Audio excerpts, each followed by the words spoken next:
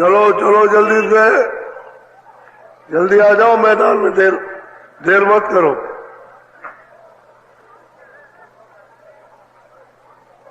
चलो चलो, समय होने वाला।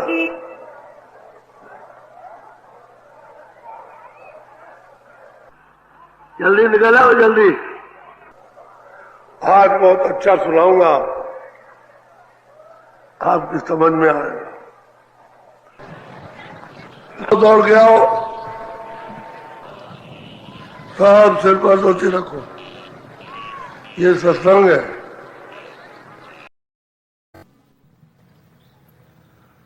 मिलने के लिए प्रेम चाहिए, तो प्रेम में कमी रहेगी और प्रेम नहीं होगा तो मिलने में बहुत अड़चन आएगी। फिर काम, क्रोध, लोभ और मोह ये सब जोर करेंगे तो हमको संसार में ला करके भटका देंगे। और प्रेम रहेगा, प्रेम का जोर नहीं चलेगा। सूरत और मन दोनों घाट पर बैठ करके प्रेम के साथ में भिक्षा मांगते कि दया करो, कृपा कर दो, हमको नाम सुना दो, हमारी सूरत को नाम से जोड़ दो। ये भीख मांगते। और जो भीख मांगने वाले होते हैं इतने आतुर, इतनी प्रगाढ़ भावनाओं से भिक्षा मांगते हैं कि मालिक उनकी ही इस प्रण प्रतिज्ञा, स्नेह और प्यार को देख करके उनको भिक्षा देना ही पड़ता है। इसमें संत मत में प्रेम चाहिए। कहते हैं गुरु मिल जाए तो प्रेम, उनसे हो जाए ताकि अंदर हमको बैठा ले और अंदर बैठ करके हम दरवाजे पर भी मांग सके। तो भिक्षा मांगे तब फिर सूरत के ऊपर में कृपा होती है और पर्दे हटते हैं तो सुनाई भी देता और दिखाई भी देता है। और जब भीख द्वार पे बैठ के नहीं मांगते, भीख मांगने का तड़प, भिक्षा मांगने इतनी तड़प है कि दीदार और दर्शन हो। ये छोटी मोटी भीख नहीं है। जो साधक होते हैं जिनको एक ही निशाना, वो ये भीख मांगते हैं कि दया हो जाती है। फिर अंत में सब कुछ कहने के बाद कहते उन्होंने हमको उस मालिक से मिला दिया। ये भी कहा कि मिला दिया, ऐसी दया कृपा हुई तो मिला दिया। लेकिन मिलाएंगे नाम के सहारे, शब्द के सहारे ले जाएंगे और शब्द के सहारे आए हो तो दूसरा रास्ता नहीं कहे। वापस जाने का भी शब्द ही आधार और जाने का भी शब्द आधार, और शब्द दोनों आंखों के पीछे टिका हुआ, रुका हुआ। बस सिर्फ इतना ही है कि जो हमारे सोच है कानों की और आंख के, वो गंदगी से बंद हो गए और चेतन स्रोत बंद हो गए। इसके कारण वो आवाज सुनाई नहीं देती है और नाक से दिखाई देता है। और वो गंदगी बीच में साफ हो जाए तो सूरत में तो वैसे ही कान, वैसे ही आंख, वैसे ही नासका है, तो अपनी चीज पकड़ गई। आरत भाव से ऐसा निशाना लगाते हैं कि दूसरा उनके चित्त में और दृष्टि में कोई और चीज समाती नहीं है। चित्त में भी वही बात बस गई और दृष्टि में बस गई और मन से भी वही बात। और मन ऐसे में साथ दे जाता है, फिर मन इधर उधर नहीं भागता और सूरत का साथ देता है उस पुकार के साथ में, और फिर दया हो जाती है। पहले तो जोर दिया कि मन को साथ रख करके चलो, इसको साथ रखो, इधर उधर न जाने दो, साथ रखो तो जल्दी सुनवाई हो जाएगी और मन साथ दे जाएगा तो भाग जाएगा तो फिर देर लगेगी उसके लिए। उसी के लिए तड़प होनी चाहिए कि सारा एक ही रहेगा, दीदार दर्शन का काम बनता है। जो ऐसे प्रेमी निकल आते हैं कर लेते अपना काम, कर लेते अपना काम, और उसमें कमी रहती है प्रेम प्यार में तो थोड़ा देर लगती है। उनके लिए ये है कि थोड़ा सा सत्संग सुनते चले, धीरे धीरे बढ़ता जाएगा और प्रेम हो जाता है, प्रेम फिर हो जाता है। बोलो। हरे मन रंग जासते गुरु प्रीते, कोई मत और किसी का। मन को समझा रहे हैं, देख मन तू सतगुरु से प्रेम कर ले, उनको अपना दोस्त अपना मित्र बना ले, और वही तेरे हितैषी होंगे। मन का भी काम कर देंगे, सूरत का भी कर देंगे। मन जहाँ से आया उसको वहां पहुंचा देंगे, और सूरत जहाँ से आई उसको वहां ले जाए। मन से भी कहते हैं कि अरे भाई रंग जा, प्रेम में रंग जा, प्रेम में, सतगुरु के प्रेम में तू रंग जा, और किसी से दोस्ती में तो मत कर और प्यार मत कर। उतना जरूरत के लिए तो प्रेम कर जितनी जरूरत हो, तो ऊपर का प्रेम होता है, अंदर का प्रेम नहीं। कहते अंदर का सतगुरु से कर ले, और किसी का दोस्त मित्र मत बनना, तो तेरा काम जल्दी से हो जाएगा। असली आनंद मिल जाएगा। क्यों? मन भी तो वहां अपने भंडार को छोड़ के बूंद रूप में आया, जैसे सूरत अपने देश को छोड़ करके बूंद रूप आई, ऐसे ही मन अपने भंडार को छोड़ के इसके साथ एक बूंद रूप में, ऐसे ही बुद्धि एक बूंद रूप में, चित्त भी एक बूंद, अहंकार भी एक बूंद रूप में। ये चारों मन बुद्धि चित्त अहंकार, ये चारों जहाँ सूरत बैठी है उसकी चारों तरफ बैठी है, घेर करके बैठे हैं चारों तरफ, क्योंकि इसके बगैर वो रह नहीं सकते। अगर ये निकल जाए तो इसको ही काम इनका नहीं, न मन का काम न बुद्धि का न चित्त का। और बुद्धि और मन और चित्त और अहंकार ये कोई स्रोत तो है नहीं, वो तो वहाँ का चेतन तत्व है जो इनके साथ लगा दिया गया, और सूरत के साथ हरकत करता रहेगा जब जहाँ भी रहेगी, और जब ये वापस पहुंच जाएगा अपने तत्व में तो चुप हो जाएगा, फिर कुछ नहीं करेगा। बाकी मसाले के साथ तो दौड़ेगा, सूरत की ताकत से उस चेतनता से काम अपना करता रहेगा, और जब तक भंडार नहीं मिलेगा तब तक स्थिर नहीं होगा, क्योंकि वो तो सूक्ष्म तत्व है। तो भंडार में सब जाना चाहते हैं, और प्राणों का भंडार है जहाँ से इनको दिया जाता है, श्वासों की पूंजी दी जाती है, वो अपनी जगह जाना चाहती कि नहीं। तो ऐसे इसी तरह से ये सब लौट करके फिर इकट्ठी होती है, सब बूंद रूप में इकट्ठी होती जाती, और फिर मतलब ये कि ये खत्म हुई फिर दूसरी जगह यही दे दिया, वहाँ पशु में, पंछी में, जीव जंतु में, उसमें दे दिया। वो पीछा नहीं छोड़ सकते, पीछा तो जब छोड़ेंगे जब उल्टा होगे, सूरत को तो अपनी अपनी जगह पहुंच जाएंगे तो पीछा छोड़ दें, नहीं तो ये आपके साथ ही रहेंगे।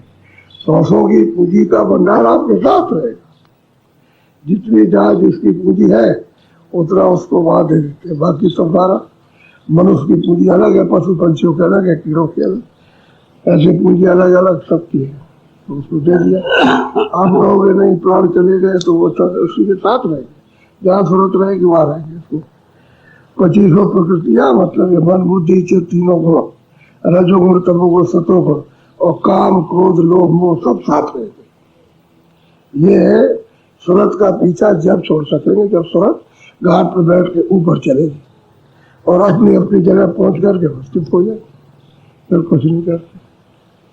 और वहां नहीं पहुंचेगा तो हरकत करते रहते, सभी उन्हीं में करेंगे। जैसे आदमी लड़ता है, क्रोधित होता है, गुस्सा हो जाता है, ऐसे पशु पंछी क्रोधित होता है, गुस्सा होता है। भाई सूरत तो और मन बुद्धि चित्त तो वही है, और काम और क्रोध तो वही है, तो फिर वही करेंगे। उनके लड़ने का बोलने का तरीका अलग, आपके लड़ने तरह का भगवान आप मनुष्य नहीं पाया, उसका बोलने का और लड़ने का, मारपीट करने का, क्रोध करने का तरीका अलग। ये मनुष्य तरीका है और पशु, लेकिन क्रोध तो भी करते, सब करते। पशु बच्चे आपस में लड़ जाते हैं, मतलब देखिए पंछी लड़ते हैं, कितना क्रोध पटक देते हैं उसको, और उसको उसका गला पकड़ लेते हैं, नोचते हैं उसको, सब काम करते हैं। वही आदमी करता है उसका। वो सब चीजें जो मसाला आया है वो वापस वही जाना चाहिए, और बीच में यहाँ मिट्टी में नहीं मिलेगा। चाहे वो स्वर्गलोक का हो, चाहे वैकुंठ का हो, चाहे सूक्ष्म लोक का हो, जो मसाला जहाँ का मिला उसको वही पहुंचना, इस मिट्टी में नहीं मिल सकता, क्योंकि वो चेतन मसाला और ये सब जड़ है, इसलिए इसका उसका मेल नहीं बैठ सकता। अब सूरत के साथ ही रहेगा। यदि जब ये सूरत को खोल छोड़ देंगे, इसको को तो साथ ही सिमट जाएगा, इसी के साथ ही वो भी साथ चला जाएगा, ये छूट जाएगा। जब ये मिट्टी का ही तो पुतला है और क्या, अरे इसी मिट्टी से ये बना और ये बढ़िया छूट जाएगा। तो इसके साथ तो न मन रहेगा, न बुद्धि रहेगी, न चित्त रहेगा, न प्राण रहेंगे, न काम, न क्रोध, न लोभ, न मोह, कुछ भी उसी के साथ सिमट के जाएगा। क्योंकि वो तो यहाँ का है, वो तो दूसरे स्थान का है, तो वहां पहुंचेगा उसको।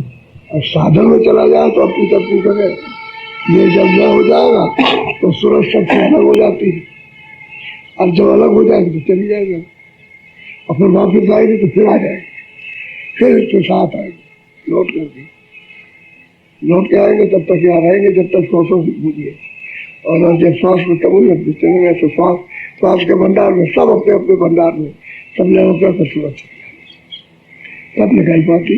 तो कहते हैं अरे भाई सतगुरु से प्रेम कर ले और किसी का दोस्त मित्र मत बन, न किसी को मान और न किसी को बन अपना, सतगुरु से प्रेम कर, क्योंकि वो तो घाट देंगे तुझे, ले चलेंगे तेरे स्थान पर, तेरे सुख में, तेरे आराम में। तू भी तो मार खा रहा अब सूरत की वजह से। अब क्या करें, अब इसके ऊपर भी आफत है तो बुद्धि भी जकड़ी जाती है, क्योंकि बुद्धि वहां तो निर्मल है और यहाँ गंदी बुद्धि है, मन भी वहां निर्मल है, यहाँ गंदा। अब इस मसाले में वो गंदगी में बिल्कुल लिप्त हो गया, तो अब क्या करें, अब इसी गंदगी की उलट पुलट है।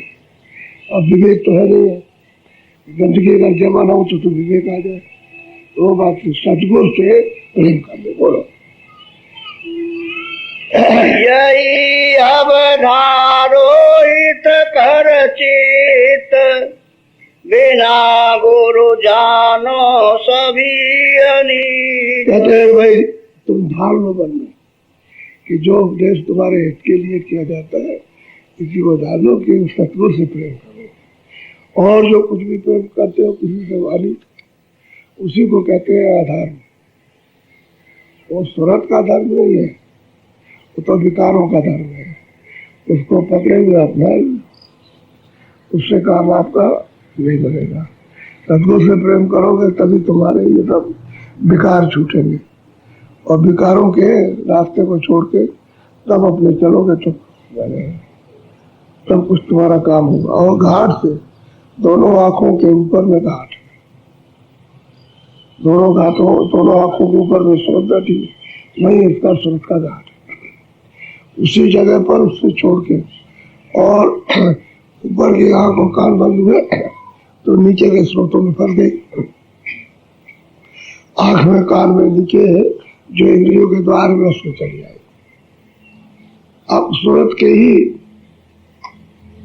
चैतन्यता से मन,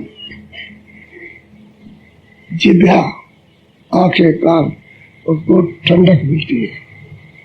आनंद नहीं मिलता, ठंडक मिलती है। उसी को अपनी बुद्धि से समझता है कि हमको आनंद मिल गया, वैसे इसमें आनंद नहीं, ठंडक है। तो ठंडक को ही आपने आनंद समझा, आनंद कोई और चीज नहीं। और वो मेरा घाट पर ऊपर हुए आपको मिलेगा नहीं। घाट से नीचे रहोगे तो आनंद मिलेगा इंद्रियों के द्वार पर, इंद्रियों का द्वार छूटेगा तो आपको आनंद मिलेगा। तब आपको सही और सच्चा आनंद मिलने लगेगा, प्रकाश भी सच्चा मिलेगा, सब भी सच्चा मिलेगा, सब रस आने लगेंगे फिर। और उन रसों को पा करके ये सब फीके हो जाते। इसी के साथ तो फीकापन में क्रोध उड़ जाएगा, काम चला जाता, मोह चला जाता है, अहंकार जाता, क्योंकि वो तो मतलब ये है कि सुख है, आनंद है वो। उसमें जब रेत हो गया, पीने लगा तो कोई चीज अच्छी नहीं लगती, चाहे कुछ खिलाइए आप। आपने देखा होगा जिज्ञा से कोई चीज ऐसी है कि सबसे अच्छी है, कहते हैं हमको और करती है, यही अच्छा लगता है। ऐसे वो आनंद कि सब फीकी हो जाती है। कोई भी चीज खाइए, देखिए और सुनिए, कुछ भी तो और अच्छा नहीं है वही चीज, और वो है सब नाम है, तो उसके द्वारा वो सब उतर रहा है, सबका सब रस, जितना भी रस है सब उतर रहा है उसी के द्वारा। बोलो। गुरु से लेना जाऊं सीत तजो सब कल मल रहो।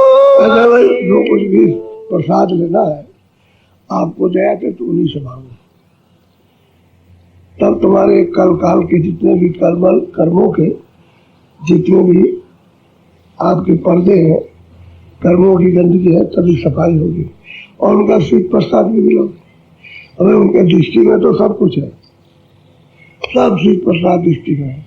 गाय की दृष्टि, घर की दृष्टि, कृपा की दृष्टि कीजिए, इस दृष्टि में सब कहते। चलो प्रसाद लेना है, आत्म प्रसाद तो उससे मिलेगा, तब तुम्हारी ये सफाई हो जाएगी।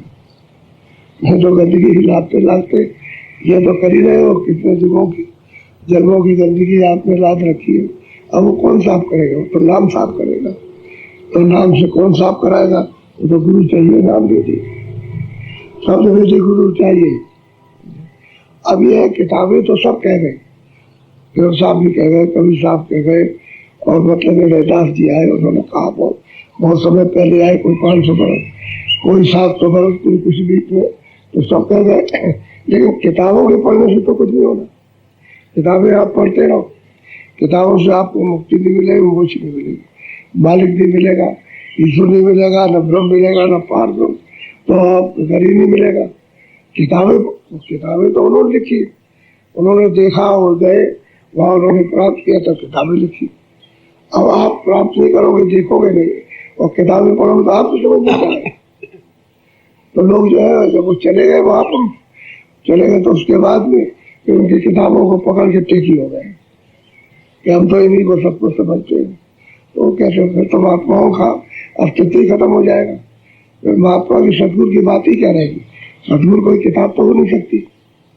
किताब में तो उन्होंने जो कुछ भी करवाया उनका सबूत है कि इतने समय पहले यानी महात्मा आए थे, उन्होंने ये काम किया, समझ गए, और उसी का वक्त का ये काम हो रहा, तो किताबें एक सबूत हो जाता है। तो बात उससे आपको ये मालूम होता है भाई पहले भी भक्त आए थे, उन्होंने प्राप्त किया था, उन्होंने प्राप्त कराया था, बस इतनी। और हम किताबों के टेके हो जाएंगे तो ना हमको मिला और पीछे वालों को नहीं मिला, तो आगे वालों को क्या मिलना? आप नहीं को नहीं मिला। किताबें सब पढ़ डालो, जितने महापुरुष ने सबकी किताबें पढ़ी, चाहे वो रामायण पढ़ो, चाहे गीता पढ़ो, उससे पढ़ने वाला कुछ नहीं, खाली पढ़ी तो रहेगा। बुद्धि की तो तर्क है और क्या है, बाकी उसमें आत्म बोध, आत्म ज्ञान उसमें, और मतलब यह है कि वो तो कुछ नहीं, वो तो बुद्धि का है। हाँ होगा, ऐसा होगा, वो भी फिर आप में कहोगे ये सब तो कल्पना थी, न स्वर्ग है, न वैकुंठ है, और न ब्रह्मलोक है, न पार ब्रह्म है, और न वो है, न सत्पुरुष है, न सचखंड है, न सतलोक है, और न मतलब है कि आरामी कुछ नहीं। ये कल्पना थी महात्माओं की, उन्होंने ऐसा, ये कल्पना नहीं है, ये तो सच्चा विस्तार है उसका। जैसे अब संसार में अंधे को सब कुछ बताइए, लेकिन वो कहेगा भाई हमारे पास तो देखने की आंख नहीं, हम कैसे सही मान लें?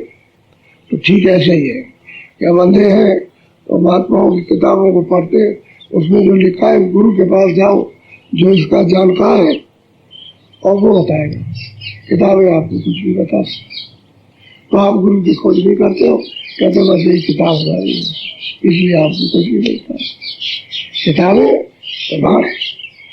ये सब है कि इतने समय में महापुरुष आए और उन्होंने उस समय के प्रेमियों को, जो उनसे जिन्होंने प्रेम किया, उनको दिया, उनको पहुंचाया, उनको छुटकारा दिला दिया, उनको घर पहुंचा दिया, उस सतपुरुष से जाके मिला दिया। कालजाल से अलग हो गए, कर्मों से अलग हो गए, न जलवेंगे न मरेंगे। ये बात तो सही है, ये तो ठीक है उन्होंने किया था, लेकिन आप वही रह गए, यदि जरा भी इधर उधर नहीं हुए उसी को टेक मान के, तो टेक में तो मिलता नहीं, तो प्यार में मिलेगा। तो प्यार जो दे सके आपको, उसके पास जाइए। आपके पास तो प्यार है नहीं, उनके पास जाओ, प्यार नहीं। बोलो। मारे लो मन को यही पलीत, सूरत में धरो शब्द की। कहते हैं भाई मारो, अभी वक्त है, अभी मनुष्य शरीर आपको मिला है, अभी आपके लिए समय है, इसलिए मन को थोड़ा सा यानी भोगों विकारों की तरफ से रोक करके और सूरत को शब्द के साथ लगा दो, ताकि शब्द को पकड़ ले, ये मन का सब विकार ठंडा हो जाए, विकारी छूट जाए। जैसे इस शब्द को पकड़ा वैसे ही सूरत बलवान हुई, ताकतवर हुई, मन को अपने कब्जे में कर ली। अभी मन इंद्रियों के घाट पर बैठ करके सूरत को कब्जे में किए हुए, इसलिए सूरत कुछ नहीं कर सकती, क्योंकि वो शक्तिहीन हो गई, उसके पास कोई भी शक्ति नहीं है। लेकिन जब सतगुरु से प्रेम करेगी तो दया और कृपा कर देंगे और कहते हैं भाई मन को थोड़ा रोको, और थोड़ी देर के लिए जब भजन ध्यान करो तो रोके रहो, और वही कानों से सुनते रहो तो पर्दा तुम्हारा साफ हो जाए, गंदगी हटे, और कान खुलने लगे तो शब्द सुनने लगो। जब शब्द सुनोगे तो प्रकाश उसमें से आने लगेगा, तो आँख भी खुल जाएगी, क्योंकि उसी प्रकाश से गंदगी आंखों की हट जाएगी और हर कर साफ हो जाएगी तो आँख खुलने लगेगी। जब खुलने लगेगी तो ताकत मिल जाएगी सूरत को। तो मन इसलिए नहीं दौड़ेगा कि उससे तो रस मिलने लगा, और इसमें कुछ भी रस नहीं है, ये तो मुसीबत है। इसमें वो समझता है इसमें मुसीबत है, बड़ी तकलीफ है चढ़े हुए, और इसमें तो बड़ी आसानी है, इसमें बहुत कुछ रस आ रहा है, तो आदत बदल देता है और बदलते छूट जाता है। इसीलिए वो कहते हैं कि सूरत को शब्द के साथ में छोड़ दो, और घाटी में शब्द हो रहा है, आवाज बराबर आ रही है। जैसे वहां कोई बाजा बजाता हो, मंदिर में कोई घंटा बजता हो, तो आपके कानों तक सुनाई दे रहा, लेकिन कान तुम्हारे अगर बहरे हैं तो फिर नहीं सुनेंगे। ऐसे ऊपर से आवाज आ रही है तो अंदर के जो कान है सूरत के, वो तो तुम्हारे गंदे बहरे हो गए, इसलिए उस आवाज को नहीं सुन सकता। आवाज तो आ रही तुम्हारे पास तक, आवाज में कोई कमी नहीं, वो तो जैसी की तैसी आ रही है, लेकिन गंदगी के कारण वो आवाज ही नहीं सुनाई देती। और गंदगी साफ हो जाए तो आवाज जिनकी तो सुनाई देने लगे। तभी तो साधक जब गंदगी साफ होती है तो घाटी में सुनते हैं, घाटी में सुन हो रहा है, पास में तो हो ही रहा। अब ये सुनते सुनते सुनते सुनते उसमें न हो तब चढ़ाई होती है। एक सुनना है, एक सुनते रहो, जब सुनाई देने लगे तो आप सुनाई दे रहा उसको सुन रहे हो, उसमें लय नहीं होते तो सुनते रहो। लेकिन जब उसमें लय होंगे तो इधर का ध्यान हट करके फिर खिंचाई होगी, फिर चढ़ाई होगी ऊपर को।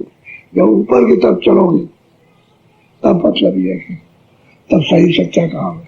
सुनने को तो सुनते रहो, सुनना नहीं ठीक है, लय होना ठीक है, क्योंकि लय होने में चढ़ाई होगी, सुनने में चढ़ाई नहीं हो पाती। सुनते रहिए आप घाट पर बैठकर। तो 3 प्रकार का साधन होता है, एक तो कुछ नहीं सुनाई देता, दूसरा फिर सुनाई देने लगता है, तीसरा लय हो जाता, चढ़ाई होने लगती है। अभी धीरे से फिर जब गुरपत मिल जाता है, यही आंखों के ऊपरी है, जब उसका साक्षात्कार हो जाता तब फिर काम ठीक होता है। तब आंख, तब देखने को आंख बिल्कुल साफ होती है और फिर देखने लगती है। लेकिन जब तक वो सामने नहीं मिलेगा तब तक आंख जो है वो धुंधलापन रहेगा, पूरा नहीं देख सकती, गंदगी रहेगी, क्योंकि आकाश में गंदगी सब जमा है, वो गंदगी उसको देखने नहीं देती, गंदगी साफ। तो कहते हैं भाई शब्द से जोड़ो, बोलो। चढ़ो तुम नभ में ये जग जीते, जगाओ अब संतन की ये नीत। कहते भाई संतों की जो नीत है, जो उनका रास्ता है चलने का, ध्यान का, भजन का, प्रेम का प्रति, उसको पकड़ लो। और कहते हैं नभ में, गगन में, नभ कहते हैं आकाश, उसी को गगन कहते हैं। तो कहते हैं कि तो गगन में, आकाश में तो चढ़ो, ऊपर चढ़ो, चढ़ो। तो चढ़ोगे कैसे? उस शब्द को पकड़ के चढ़ो। सूरज जब शब्द को पकड़ेगी, उसी का तो ये अंश है, शब्द ही का ये अंश है, उसी का एक जर्रा है, वो अपने में मिलना चाहती है। जब उसको शब्द मिल जाएगा तो बहुत तेजी से काम करती है उसमें मिलने का, तभी उसको ताकत मिलती है। जब ऊपर चढ़ेगी तो उसको ताकत मिलेगी, बढ़ती जाएगी, ऐसे होते जाएगी। जैसे कोई ढेर हो गया, अभी छोटी है, फिर जब ऊपर बढ़ी तो बढ़ गई, उसमें ऐसे बढ़ती जाएगी, बहुत ताकत। इसी सूरत में जो आंखों के पीछे बैठे उसमें कोई प्रकाश नहीं इस समय पर, लेकिन जब इसकी आंख खुलती है तो ऐसा मालूम होता है कि मुहाना है, जैसे नहरों से पानी आता है ऐसे प्रकाश निकलना। इसी सूरत में जो दोनों आंखों के पीछे बैठी, क्यों ऐसा मालूम होता है कि जब चारों तरफ से प्रकाश उसका सिमट करके यहाँ पर आ जाएगा और फिर जब उसको आगे चलेगी तो पूरा का पूरा डोरी की डोरी ऐसा मालूम होता है कि कहाँ से फोकस निकल रहा, ये प्रकाश कहाँ से निकल रहा, तो उसी सूरत में से निकल रहा प्रकाश। तब यह होता है कि इसमें तो सूरत में बहुत प्रकाश, इसी में प्रकाश, इसी के तार भी नहीं कोई कर सकता।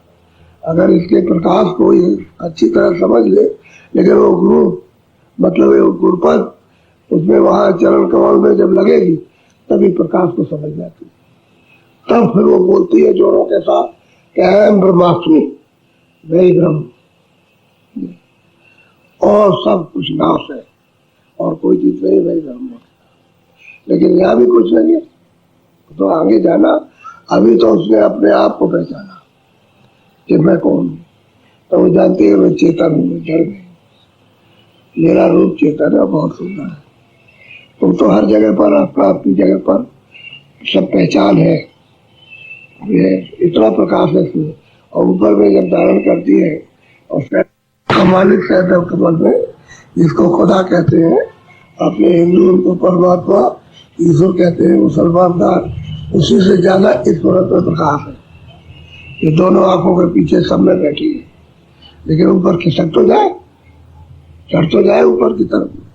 तो कहते हैं भाई तुम ऐसा करो, किसी तरह से भी सूरत को सब में जोड़ दो, ये काम करो तो यहाँ से निकल जाओ। और रोज यही बताया जाता है, जल्दी करो, देर मत करो, इधर ज्यादा लगाओ मत रखो। तो जिनका रोजी वैसे शाम सुबह होती, चाहे जितना रो चाहे जितना तो शाम और सुबह, शाम सुबह, शाम सुबह, तुम्हारा समय बीतता जाता है। अरे भाई इसमें क्या है, तो तुम्हारे भाग का जो सामान रखा है उस पर विश्वास करो कि हमको वो सामान मिल जाएगा, इसकी इबादत बच्चों का रक्षा के लिए, बाल बच्चों की रक्षा के लिए। बाकी अरे उधर चलो, उधर चलने की जरूरत, जो अपना काम उसको नहीं दूसरों का जरूरत नहीं लगती। तो दूसरे के काम में क्या आपको मिलेगा? अपना काम कुछ, अपना कुछ जब आप बनाते, अपना सामान इकट्ठा करते तो कुछ बन भी जाता। अब दूसरे का सामान इकट्ठा कर रहे हो और फिर अपने हाथ को छीन लगेगा। तो बच्चे हैं बालू में खेलते हैं, तब बालू को इकट्ठा करते हैं और ऊंचा करते हैं, वैसे करते, तब तक उधर से पानी आया तो बह गया, बस वो रोते रोते कि क्या हो गया, इतनी देर तक मेहनत की और ये सब बालू से बिगड़ गई, और हमारा मकान ऊंचा बनाया था वो भी बिगड़ गया, और रोते हुए चल रहे थे। ऐसे ही सब रोते हुए चल रहे थे। ये कुछ नहीं है, अपना सामान उसको इकट्ठा करो और वह सबके नाम आवाज है, वहां रही आवाज ऊपर में, आप गगन से उसको पकड़ो, वो तो काम बनेगा तुम्हारा। बोलो गुरु का नाम समारो चित लगाओ, छिन छिन उनसे प्रिय। कहते भाई गुरु ने नाम दिया, अंतर का भेद है, उसको अंतर का स्थानों का भेद, जो उन्होंने नाम आपको दिया, रूप दिया, आवाज दिया, स्थान बताए, कैसे हर का चित्त में उसको बसाओ और वो नाम लो, वही तो आपका काम करेगा। जो नाम बताया गया है वो उसका ध्यान, नाम और रूप उसका ध्यान करो और उसकी आवाज के साथ जुड़ो, और ऊपर से आ रही वही आपको ले चलेगी, स्थान पर पहुंचाएगी, फिर वहां से दूसरे स्थान पर लगेगी आवाज, वो तो लगी चीज है, तो फौरन वहां पहुंचे तो दूसरी आवाज मिल जाएगी, उस पर चढ़ जाओ, चढ़ते चलो। कहते चित्त लगा करके उसको जो दिया गया उसको याद और उसको पकड़ो, ये नाम उस आवाज को सुनो, जहां से आवाज आ रही जब पहुंचोगे तो उसका रूप दिखाई देगा, साक्षात्कार हो जाएगा, जहाँ वो बैठा हुआ स्थान भी मिल जाएगा। जिसकी आवाज सुन करके चढ़ोगे वो आवाज तो पहले ही आएगी, क्योंकि बगैर आवाज के सुने हुए आप चढ़ नहीं सकते हो, तो आवाज तो उसके स्थान से आ रही है, उसको पकड़ो जो गुरु ने भेज दिया, जो जुक्ति बताई है नाम दे करके, उसको बगैर उसके काम नहीं बने। और ये सरल काम, ये सरल है, बहुत आसान। लेट के करो, बैठ के करो, कहीं भी करो, 2 मिनट करो, 10 मिनट करो, आधा घंटा करो, पौन घंटा, जितना भी आप करो। दरवाजे में बैठ करके प्रेम प्रीत के साथ घाट पर बैठो, मन को साथ लेकर, तुरंत होता है। और मन जब तुम्हारा भागता रहेगा, बैठने में भी और उठने में भी और करने में भी, तो मन ही को रोकना। इसी का खेल है जो कुछ भी युद्धबाजी, जो कुछ भी मेहनत इसी के रोकने के लिए मेहनत। बाकी घाट पर फिर कोई मेहनत नहीं, इसको रोक करके बैठाओ, बस ये मेहनत है। और ये आपको जो बताया उस तरह से रोको जुक्ति से, ये रुक जाएगा धीरे धीरे करके। तो जब उसको आधार सुख का आनंद कर मिल रहे तो चुप हो जाए। इतनी परेशानी है तो धीरे से कहेगा ठीक है बैठो, रस को लो, वो आनंद बहुत मीठा है, बहुत अच्छा है, बहुत अच्छा है, तो फिर मन लग जाएगा। अब ये है कि उसके आनंद ही की तो बात है, इसी में खोज रहा, अब वो अंदर से मिलने लगा तो चुप हो लगा। कभी कभी कभी कभी इसलिए है कि जुग जुग की जल में जल मंत्रों की उसकी आदत भागने की पड़ी है, तो कभी फेरी तो लगाएगा ही, थोड़े दिन तक भाग जाएगा, वहाँ क्या हुआ भागे चारों तरफ, घर में बाहर, इसमें उसमें, तो उसको ध्यान दो कि ये भाग गया तो थोड़ा रुकने की जरूरत है, घाट पे जाएगा दोनों आंखों के सामने, और ऊपर ध्यान देके सूरत के कानों से, सूरत की आंख से देखो और सुनो, तो धीरे से काम हो जाएगा। बहुत अच्छी तरह से समझाते। बोलो। गाए सतगुरु जय निज गीत, ताजो सब छल बल ममता। सब छल बल, ये तुम इसको तजो छोड़ दो, और ये शब्द है कि कमाई ये है संतों की गीत, गुरु की। इसी रास्ते से आना, इसी से जाना, यानी वो भी उसी रास्ते से आया गया, इसमें कह दिया स्वर्ग मिल जाएगा। तो स्वर्ग मतलब यह है कि बिना पाए हुए और बिना कुछ करने के कैसे मिलेगा। अब ये तो बात ही बात रह गई, तो बात में जो चाहो तो कहो, वो तो आपकी इच्छा की बात है। अज्ञान में कुछ भी बोलो, इसका कोई बोध और ज्ञान ना हो, उसमें कुछ भी कहते रहो, उससे क्या होगा। वो तो सही रास्ता और सच्ची चीज है, तो शब्द की कमाई कर लो। कहते हैं भाई यही मेरी नीत है, नीत कहते हैं यही रास्ता है, दूसरा तो कोई रास्ता नहीं है। और कलयुग में सुलभ है, और युगों का, सतयुग का, त्रेता का, द्वापर का कोई भी साधन इस समय कलयुग में कोई भी प्राणी नहीं कर सकता, और उसका कुछ भी फल आपको प्राप्त नहीं होगा। अब कलयुग में कलयुग का साधन करो, और वो है नाम। अब नाम को पकड़ो और चढ़ चलो, ये सुलभ और सहज है, और सब कर सकते हो उसको। अब न जानने के कारण, और मतलब यह है कि ना वो करे, उसमें ना विश्वास हो, और ना करने की उनमें प्यार प्रेम हो, वो तो बात अलग है। वो तो तुम्हारा मन भाग रहा, काम है, क्रोध है, वो तुमको लेकर के चारों तरफ नचा रहे, और उसमें मतलब ये ज्वाला जल रही है, तो क्या कर सकते हो। तो थोड़ा सा शांति में, शांत बुद्धि से कुछ काम हो सकता है। इनकी ज्वाला में क्या होगा, ये तो बहुत मतलब ही है। उत्पाती हमारे साथ लगे हुए हैं, और इनके ऊपर भी मसाला आ गया कर्मों का, तभी तो उत्पात हो रहा।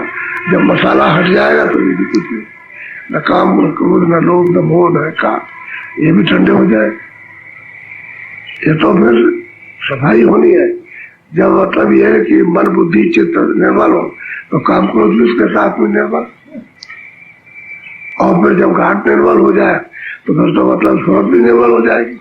और जैसे सूरत निर्मल हुई, भैया निर्मल हुए, उससे साक्षात का दर्शन होने लगेंगे। दर्शन तो पहले उसकी रचना का होता है, पहले उसका दर्शन नहीं होता, रचना का दर्शन होता है, क्योंकि वो प्रकाशमान बहुत है। तो रचना का जब आप दर्शन करो, प्रकाश देखोगे, दर्शन करोगे, शब्द सुनोगे, तो बर्दाश्त होगा। एकदम से खोल दे तो कान के पर्दे फट जाए, मर जाओ, तुरंत शरीर छूट जाए। धीरे धीरे हजम होता है, अरे धीरे धीरे प्रकाश हजम होता है, धीरे धीरे शब्द हजम होता है। और शब्द भी तो बहुत है, इतना शब्द संसार में कहीं है ही नहीं, इतने जोर का शब्द हो रहा, और तीनों लोगों में गुंजायमान है। तो अब वो एकाएक नहीं, धीरे धीरे धीरे धीरे वही सब बर्दाश्त हो जाए, रमा हो जाता है। जब रमा हो जाता है तो उसको समझ जाए। लेकिन नए आदमी को सुनने को मिले तो आफत है, तुरंत पागल हो जाए। धीरे धीरे धीरे धीरे धीरे सुनते सुनते तब वो उसमें लय होता है, उसमें चढ़ाई हो जाती है। सुनते रहो। अब वो गुरु बैठे हैं सब काम करने वाले, तो काम करेंगे कि वो काम कहते हैं कि आप कमाई कर लो, ये वक्त अभी है, अच्छा है। बोलो जय गुरुदेव। होली में आपने पूरा सत्संग सुना, कोई संसारी बात नहीं, किसी तरह की नहीं। संसार में तो रहते ही आप, दिन भर वही बात करते हो, वही सब देखते हो और वही सुनते हो और वही बुद्धि से सोचते हो, वो तो दिन भर करते रहते हो, तो वो बात क्या सुनाया आपको? अरे भाई परमार्थ की बात सुनो जो आपने कभी नहीं सुनी, इसको करो। तो आपको बिल्कुल निर्वाण सत्संग सुनाया, ऐसा नहीं। और परमार्थ जिस महात्मा का हुक्म उसी का दे दिया जाए, सबूत होता है, लेकिन वो महात्मा तो अब आएंगे नहीं, तो चले गए। अपने वक्त में जो लोगों जो जीव मिले, जो उनके सामने मिल गए, उनका काम किया, वो तो गए। आप कहोगे नहीं तुलसीदास जी तुलसीदास जी तुलसीदास जी और रैदास जी और रैदास, उससे तो काम होने पड़े।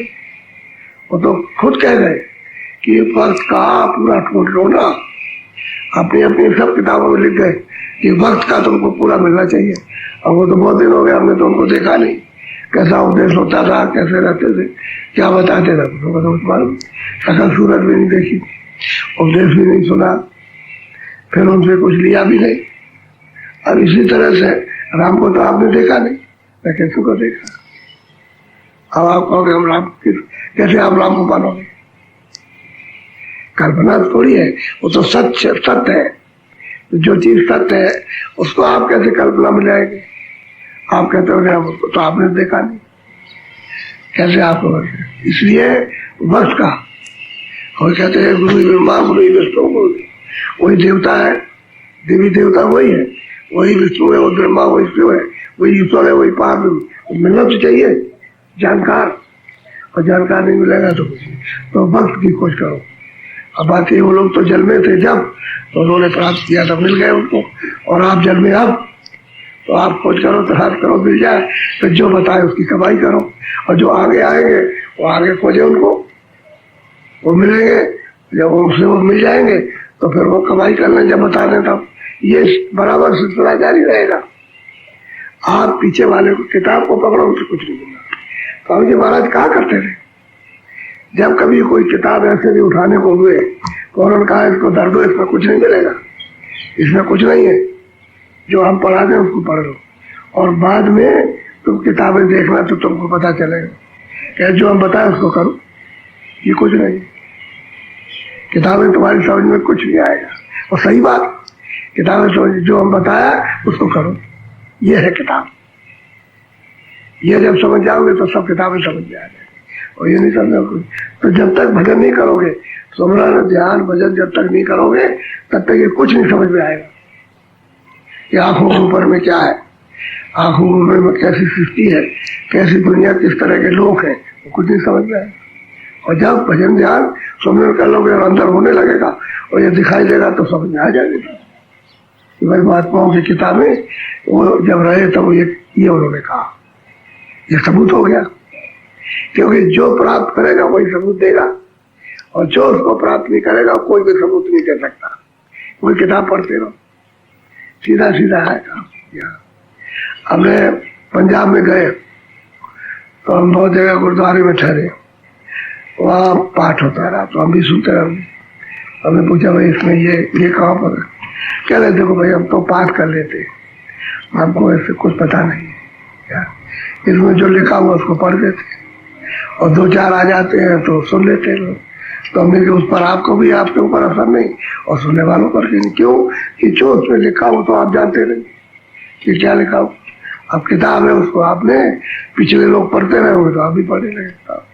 सब लोग ऐसे कहते, किसी से भी पूछिए आप तो कहते भाई हमको ये सब कुछ नहीं, किताब पढ़े, किताब। उसे तो मुक्ति क्या होती है, मोक्ष क्या, स्वर्ग क्या होता है, वैकुंठ क्या है, शब्द क्या है, नाम क्या चीज है, मतलब ये कि ओंकार क्या है, तो ये कुछ नहीं, वो कुछ नहीं, क्या बताएंगे। किताब है उसमें जो लिखा है, जिस भाषा में उसको पढ़ देते, बस ये बात नहीं जानते। यह असली करनी का भेद है, ना ही बुद्ध विचार। और बुद्धि को एक तरफ करो, कर्मी करो तो पाओ को तार। बुद्धि को लपेट के रखोगे कि हमने जान लिया तो कुछ नहीं, बुद्धि को अलग करो और वो जो कमाई है उसको करो। तो ये कमाई, ये तो नाम की शब्द की कमाई, अंतर्मुख घाट पर बैठ करके तो काम होगा, क्योंकि सूरत में कान आंख है उसको साफ करना, और ये साफ करने का रास्ता है और दूसरा कोई रास्ता नहीं। यानी कानों की सफाई का और कोई रास्ता नहीं सिवाय शब्द के, सिवाय नाम के, और कोई रास्ता नहीं। और शब्द ही साफ करेगा जो इस पर गंदगी जमा, कोई दवा नहीं उसके लिए। पूरा शरीर जला दो, सब कुछ करो, और कुछ नहीं हो सकता। ये शब्द ही है उसकी दवा, यही औषधि है। ये अगर मिल जाए गुरु के द्वारा जिन्होंने कमाई की है तो काम हो जाएगा। बोलो जय गुरुदेव। अच्छा, थोड़ा भजन पे बैठ जाओ।